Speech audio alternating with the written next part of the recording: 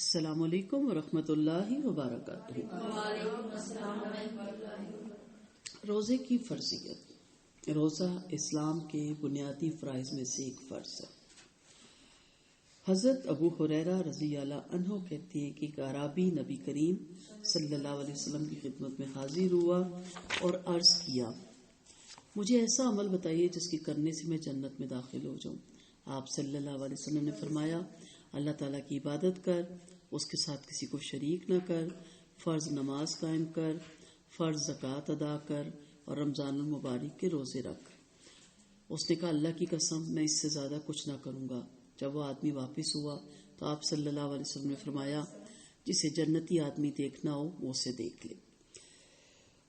یہ جو چیزیں اس نے بتائیں اور کہا کہ میں اس سے آگے نہیں اور کچھ کروں گا، انہی کو اگر اس کی روح کے ساتھ خشوع و خضوع کے ساتھ کیا جائے تو کسی چیز کی اور ضرورت نہیں رہتی۔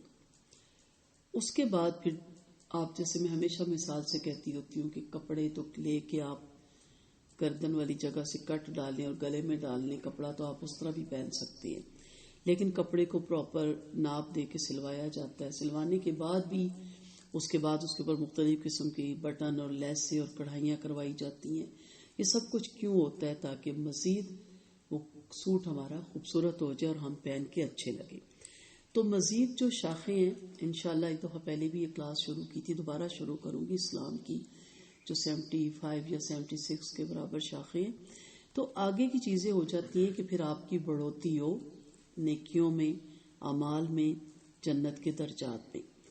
بہرحال جیسے میں نے کہا نا کہ یہی اگر پراپر کر لیا جائے تو انف بہت ہے ایک مسلمان کے لیے۔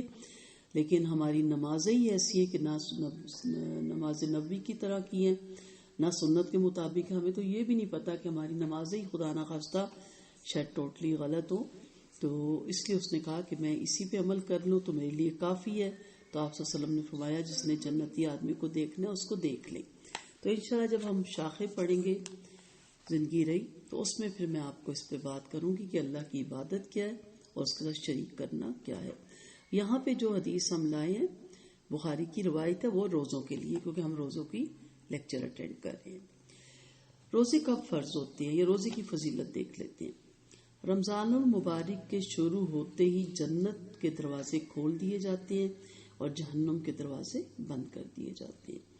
حضرت ابو ہریرہ رضی اللہ عنہ سے روایت ہے کہ آپ صلی اللہ علیہ وسلم نے فرمایا، جب رمضان آتا ہے تو آسمان کے دروازے کھول دیے جاتے ہیں، جہنم کے دروازے بند کر دیے جاتے ہیں اور شیاطین قید کر دیے جاتے ہیں۔ اسے بخاری اور مسلم نے روایت کیا ہے۔ عام دنوں میں بھی ہم عبادت کرتے ہیں، اللہ سب کی قبول کرے، کوشش بھی کرتے ہیں، اور یہ سارے اعمال اللہ کی رحمت کا در کھٹکھٹانے کا سبب بنتا ہے۔ لیکن جب رمضان کا مہینہ ہوتا ہے تو ہر کوئی خطا کار، گناہ کار، سیاہ کار بھی حیا کرنے لگ جاتا ہے، اور اس کو بھی شوق آتا ہے کہ میں اس مہینے میں کثرت سے عبادت کروں، یا جو مصروفیت میں تھا وہ بھی چاہتا ہے کہ میں اس مہینے میں تھوڑی سی فرصت نکال کے اپنی عبادت کو خشوع اور خضوع سے کروں۔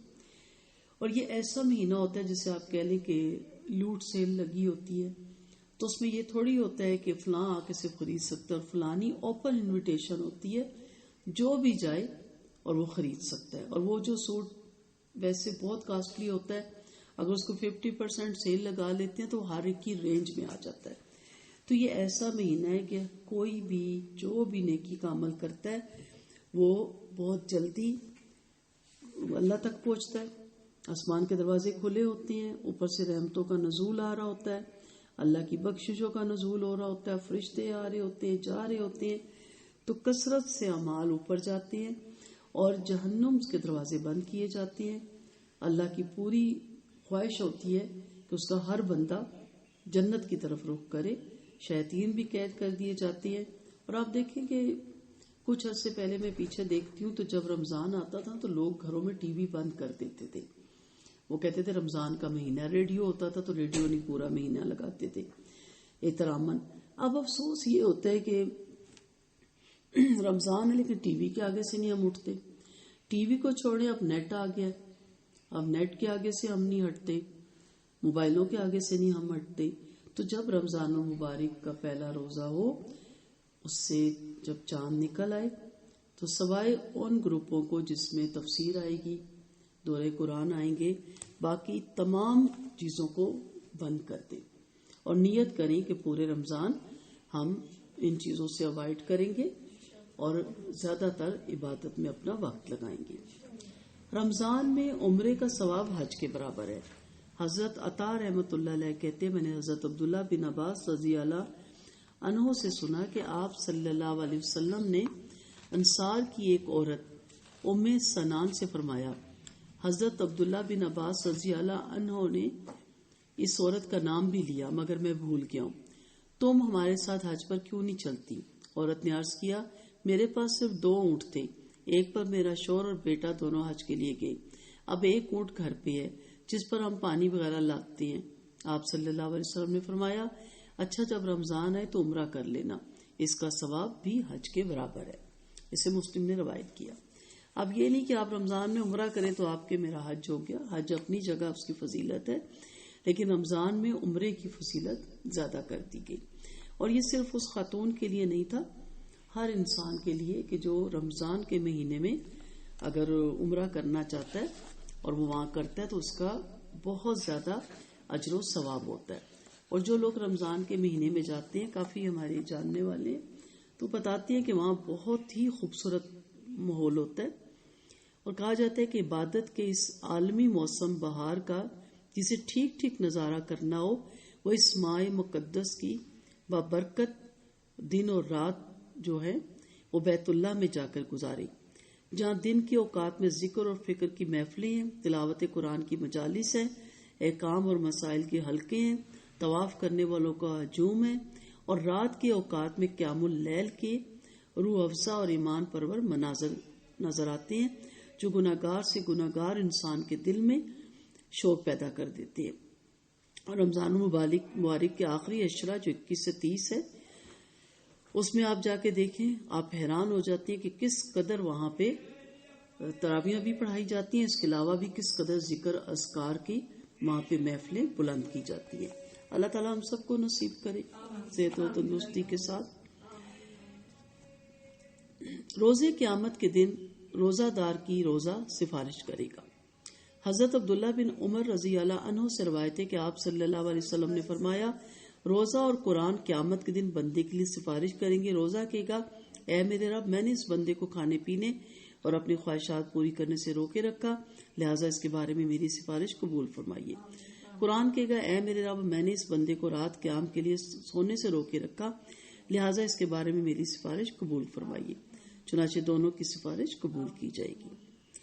روزے کا اجر بے حساب ہے۔ حضرت ابو ہریرہ رضی اللہ عنہ کہتے ہیں کہ آپ صلی اللہ علیہ وسلم نے فرمایا، اللہ تعالیٰ فرماتے ہیں کہ ابن آدم کا ہر عمل اس کے لیے سوائے روزے کے، روزہ میرے لیے اور میں اسی کی جزا دوں گا، اور میں ہی اس کی جزا دوں گا۔ روزہ آگ سے ڈھال ہے، لہذا جس روز تم میں سے کسی کا روزہ ہو اس روز وہ فوش گوئی نہ کرے، بےہودہ کلام نہ کرے، اور وہ کوئی دوسرا اس سے گالی گلوچ کرے یا لڑائی کرے تو روزے دار کو صرف اتنا کہنا چاہیے، میں روزے دار ہوں۔ اس ذات کی قسم جس کے ہاتھ میں محمد صلی اللہ علیہ وسلم کی جان ہے، روزے دار کے منہ کی خوشبو قیامت کے دن اللہ تعالیٰ کو مشک کی خوشبو سے بھی زیادہ پسندیدہ ہوگی۔ روزے دار کے لیے 2 خوشی ہیں جن سے وہ خوشی حاصل کرتا ہے۔ پہلا، جب وہ روزہ افطار کرتا ہے اسے خوشی ہوتی ہے۔ دوسرا، جب وہ اپنے رب سے ملے گا اور روزے کے بدلے میں اپنے رب سے انعام پائے گا تو خوش ہوگا۔ مسلم کی روایت تھی۔ روزے داروں کے لیے جنت میں خصوصی دروازہ بنایا گیا جس کا نام ریحان ہے۔ حضرت سعد بن سعد رضی اللہ عنہ کہتے ہیں، آپ صلی اللہ علیہ وسلم نے فرمایا، جنت کا ایک دروازہ ہے جس کا نام ریحان ہے، جسے قیامت کے دن روزہ دار گزریں گے، ان کے علاوہ اس دروازے سے کوئی دوسرا نہیں گزرے گا۔ اسے بخاری اور مسلم نے روایت کیا۔ رمضان کا پورا مہینہ ہر رات اللہ تعالیٰ لوگوں کو جہنم سے نجات دلاتا ہے۔ اللہ تعالیٰ ہمیں ان لوگوں میں شامل کر لے رمضان میں۔ حضرت ابو ہریرہ رضی اللہ عنہ سے روایت ہے کہ آپ صلی اللہ علیہ وسلم نے فرمایا، رمضان کی پہلی رات ہی شیاطین اور سرکش جن باندھ دیے جاتے ہیں، جہنم کے سارے دروازے بند کر دیے جاتے ہیں، ان میں سے کوئی ایک دروازہ بھی کھلا نہیں دیا جاتا، اور جنت کے سارے دروازے کھول دیے جاتے ہیں، ان میں سے کوئی ایک دروازہ بھی بند نہیں رہنے دیا جاتا، اور ایک منادی کرنے والا فرشتہ اعلان کرتا ہے، اے بھلائی کے چاہنے والے آگے بڑھ اور دیر نہ کر، اے شر کے چاہنے والے رک جا۔ اور رمضان کی ہر رات اللہ تعالیٰ لوگوں کو جہنم سے آزاد کرتے، اسے ابن ماجہ نے روایت کیا۔ روزہ افطار کے وقت بھی اللہ تعالیٰ لوگوں کو جہنم سے آزاد کرتے۔ حضرت جابر رضی اللہ عنہ سے روایت ہے، آپ صلی اللہ علیہ وسلم نے فرمایا اللہ تعالیٰ ہر روز افطار کے وقت لوگوں کو جہنم سے آزاد کرتی ہے۔ ابن ماجہ کی روایت تھی۔ رمضان میں سیام اور قیام کرنے والا قیامت کے دن صدیقین اور شہداء کے ساتھ ہوگا۔ حضرت عمر بن مراحہ جہنی رضی اللہ عنہ سے روایت ہے، ایک آدمی نبی کریم صلی اللہ علیہ وسلم کی خدمت میں حاضر ہوا اور عرض کیا یا رسول اللہ صلی اللہ علیہ وسلم، اگر میں گواہی دوں کہ اللہ کے سوا کوئی الہ نہیں، آپ اللہ کے رسول ہیں، میں نماز پڑھوں 5 وقت کی، زکوٰۃ ادا کروں اور رمضان میں سیام اور قیام کروں تو میرا شمار کن لوگوں میں ہوگا؟ تو آپ صلی اللہ علیہ وسلم نے ارشاد فرمایا صدیقین اور شہداء میں ہوگا۔ اصل جو کلاسز ہیں وہ ہیں اس کے مسائل سمجھنے کی، تو کچھ چیزیں شروع میں اس لیے آپ کو بتا رہی ہوں تاکہ جب ہم اس کے مسائل سمجھنے میں آئے تو ہمیں کافی اس کی پہچان ہو۔ باقی جو استقبال رمضان کے لیکچر ہیں وہ میرے علیحدہ سے ہیں، یوٹیوب پہ بھی آپ کو مل جائیں گے۔ اگر کوئی سننا چاہے تو وہ استقبال رمضان کے لیکچر وہ علیحدہ سے سن سکتا ہے۔ ان کلاسوں میں ہم صرف روزے کی مختصر اہمیت اور اس کے بعد اس کے مسائل سیکھیں گے انشاءاللہ۔ وآخر دعوانا ان الحمد للہ رب العالمین، سبحانک اللہم وبحمدک، نشہد ان لا الہ الا انت، نستغفرک ونتوب الیک۔ السلام علیکم ورحمۃ اللہ وبرکاتہ۔